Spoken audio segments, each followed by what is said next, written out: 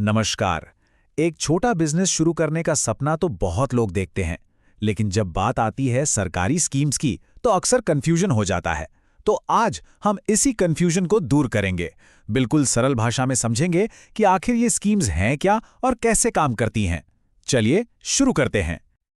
और ये बात बिल्कुल सच है। सरकार भी मानती है कि एमएसएमईज यानी माइक्रो, स्मॉल और मीडियम एंटरप्राइजेज हमारी इकोनॉमी की बैकबोन है।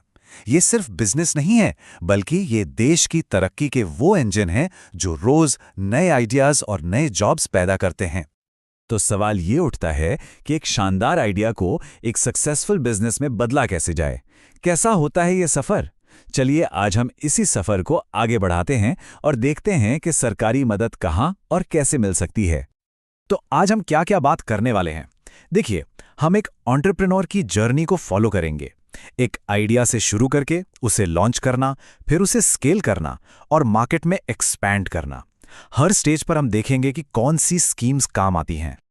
तो सबसे पहले एक अहम मुद्दा समझ लेते हैं। आखिर एमएसएमईज इंडिया के लिए इतने जरूरी क्यों हैं? ये सिर्फ छोटे बिजनेस की बात नहीं है, ये देश के आर्थिक भविष्य की बात है। देखिए, एमएसएमईज असल में इकोनॉमी की जान है।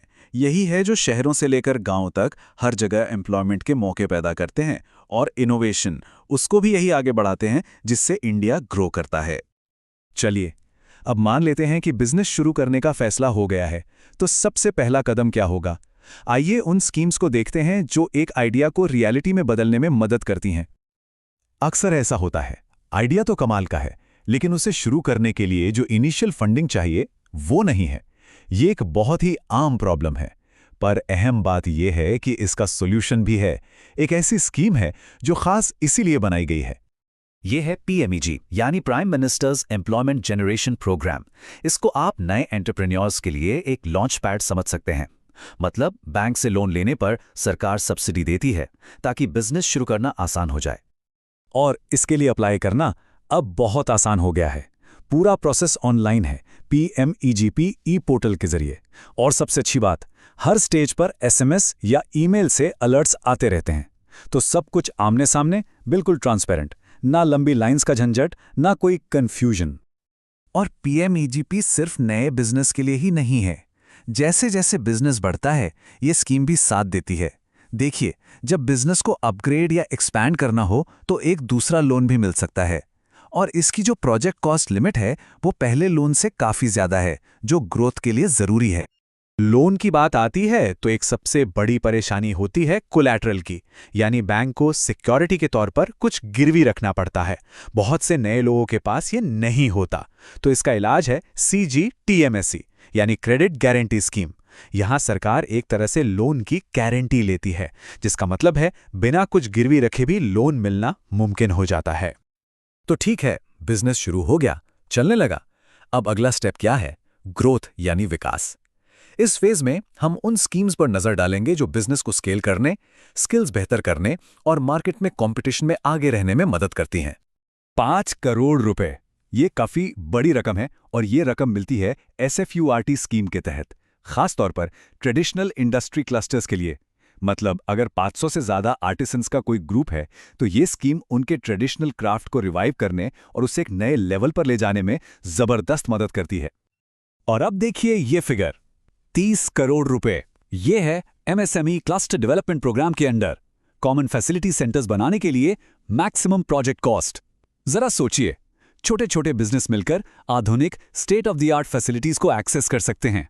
ये तो बिल्कुल गेम चेंजर है। देखिए, एक सक्सेसफुल बिजनेस सिर्फ पैसे से नहीं चलता, उसके लिए सही स्किल्स का होना भी उतना ही जरूरी है। और यही काम आता है ESDP प्रोग्राम। यहां हर किसी के लिए कुछ ना कुछ है। जो शुरू कर रहे हैं उनके लिए एक दिन के अवेयरनेस प्रोग्राम से लेकर जो ऑलरेडी बिजनेस चला रहे हैं उनके लिए एडवांस्ड मैनेजमेंट कोर्सेज तक सब कुछ है। चलिए, बिजनेस सेट है, स्किल्स भी हैं, लेकिन अब कस्टमर्स कहां से लाएं? नए मार्केट्स तक कैसे पहुंचें? अब हम उन स्कीम्स को देखेंगे जो अपने कस्टमर बेस को बढ़ाने में मदद करती हैं, चाहे वो इंडिया में हो या विदेश में। प्रोडक्ट तो बहुत अच्छा है, पर उसको बेचेंगे कहां? इसके लिए है PMS यानी procurement and marketing support scheme. ये डोमेस्टिक मार्केट में जगह बनाने में मदद करती है। इसके जरिए नेशनल ट्रेड फेयर्स में पार्टिसिपेट करने से लेकर अपने प्रोडक्ट्स की आधुनिक पैकेजिंग और ई-कॉमर्स प्लेटफॉर्म्स पर ऑनबोर्डिंग तक सब में सपोर्ट मिलता है। और अगर सोचा है कि बिजनेस को ग्लोबल लेवल पर ले जाना है तो इंटरनेशनल कोऑपरेशन स्कीम इसमें मदद कर सकती है। जरा देखिए, ये स्कीम विदेशों में ट्रेड फेयर्स में हिस्सा लेने के खर्च को कवर करने में कैसे हेल्प करती है। स्टॉल रेंट के लिए 3 लाख तक, एयर फेयर के लिए 1.5 लाख तक। ये काफी बड़ी हेल्प है। एक बहुत अहम बात यह है कि ये स्कीम्स सभी के लिए हैं। सरकार ये सुनिश्चित करना चाहती है कि हर किसी को आगे बढ़ने का बराबर मौका मिले। तो अब हम कुछ ऐसी खास स्कीम्स पर बात करेंगे जो स्पेसिफिक कम्युनिटीज और रीजन्स को सपोर्ट करने के लिए बनाई गई हैं। जैसे कि नेशनल SC/ST हब। ये सिर्फ फाइनेंशियल हेल्प नहीं देता, बल्कि एक कंप्लीट सपोर्ट सिस्टम है।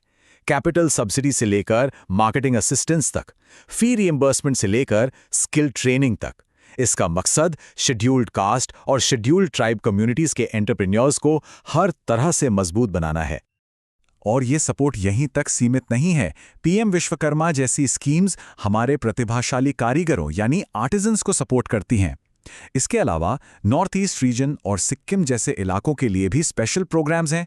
तो ये एक सच में इंक्लूसिव अप्रोच है। तो इतनी सारी जानकारी के बाद आखिर इसका सार क्या है? आइए सबसे जरूरी बातों को एक बार फिर से दोहराएं। सबसे बड़ा टेकअवे ये है कि बिजनेस की जर्नी के हर स्टेज के लिए सपोर्ट मौजूद है, फिर चाहे कोई बिजनेस शुरू कर रहा हो या उसे एक्सपैंड कर रहा हो। और याद रखिए, ये स्कीम से फंडिंग तक ही नहीं है, इनमें स्किल्स, मार्केटिंग और टेक्नोलॉजी सब कुछ शामिल है। और ऑनलाइन पोर्टल्स की वजह से अब अप्लाई करना भी पहले से कहीं ज्यादा आसान हो गया है। तो ये सवाल खुद से जरूर पूछना चाहिए कि इनमें से कौन सी स्कीम किसी के सपने के लिए लॉन्च पैड बन सकती है, क्योंकि सही जानकारी और इन स्कीम्स के साथ एक बिजनेस आइडिया को हकीकत में बदलने की संभावनाएं अनंत हैं।